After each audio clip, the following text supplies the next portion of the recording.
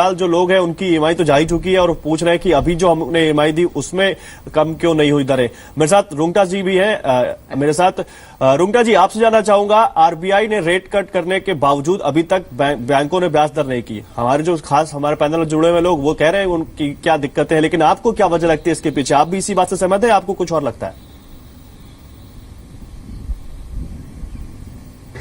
खैर, छोटे मोटे रेट कट्स हुए हैं। एक दो बैंकों ने बेस रेट्स भी कम करी हैं। स्प्रेड्स कम हुए हैं बेस रेट के ऊपर। तो ऐसा कहना कि रेट कट्स नहीं हुए शायद सही नहीं है।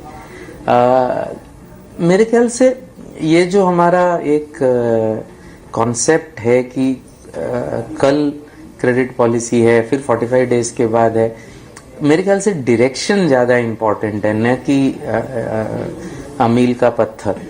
जब हम आगे एक डायरेक्शन में जा रहे हैं, क्लियरली ब्याज की दरें गिरेगी, तो जहां तक आम कस्टमर का सवाल है, कल नहीं गिरेंगी तो 45 डेज में गिरेंगी, 90 डेज में गिरेंगी, अनलेस की आशा के विपरीत कुछ हो जाता है।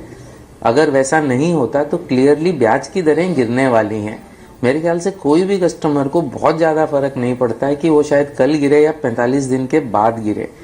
जहां तक लोन कस्टमर्स का सवाल है, स्पेशली अगर वो फ्लोटिंग रेट लोन्स में जाता है तो।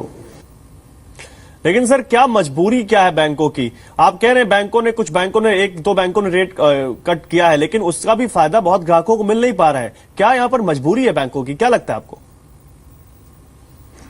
तो अगर हम बात करें रिटेल लोन्स के रेट की, तो दो चीजें हैं। अगर जब बैंकें बेस रेट घटाती हैं तो सभी ग्राहकों को फायदा होता है। एग्जिस्टिंग ग्राहकों को भी फायदा होता है, नए ग्राहकों को भी फायदा होता है।